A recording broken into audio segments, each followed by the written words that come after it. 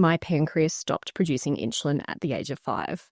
So I have an artificial pancreas, insulin pump. Other diabetics inject themselves with insulin. Yeah, it's a lifelong condition. So till the day I die, I will be living with diabetes. If I didn't have this, where would I be? Who would I be?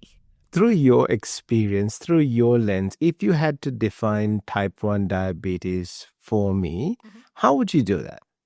So type 1 diabetes is a chronic illness. At the moment, there are no known causes. So, there's talks about whether it's environmental impacts. Sometimes it can be hereditary. In my case, we're not quite sure what happened. So essentially, my pancreas stopped producing insulin at the age of 5. So I have an artificial pancreas, insulin pump. Other diabetics inject themselves with insulin.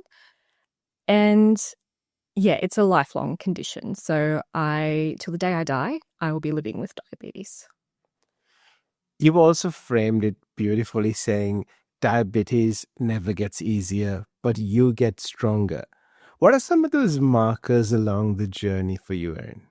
Oh, that's a hard question. I do have to say I've been very lucky with my illness. So I've never been hospitalized, whereas I have had lots of friends who've been very unwell, and, their bodies are experiencing the consequences of that now, into their 20s.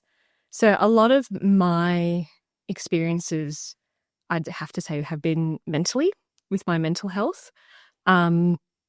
So, for example, when I moved out of home to live with my partner, something I really struggled with was doing a set change for my insulin pump. So that's the process of moving it and inserting it in a different area. It's just to stop infection and things like that.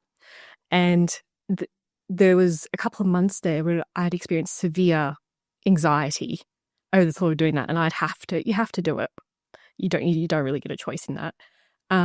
But I'd have to really hype myself up to get it done.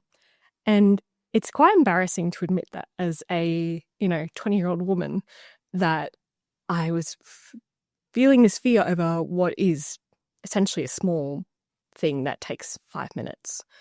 Another example is, I'd have to say, last year I traveled overseas for the first time, which I was so excited about. But again, one of my roadblocks was I was so nervous because I was out of my routine and I was in different countries that all I could think was worst case scenarios of what would happen if my pump stopped working, if my insulin didn't work, if I just had a bad day. Like, how would that work?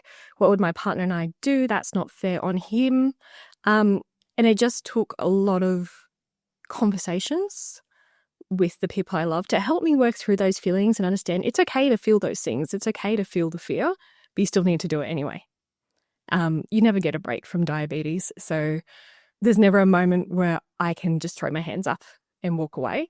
I still have to do the thing I'm scared of.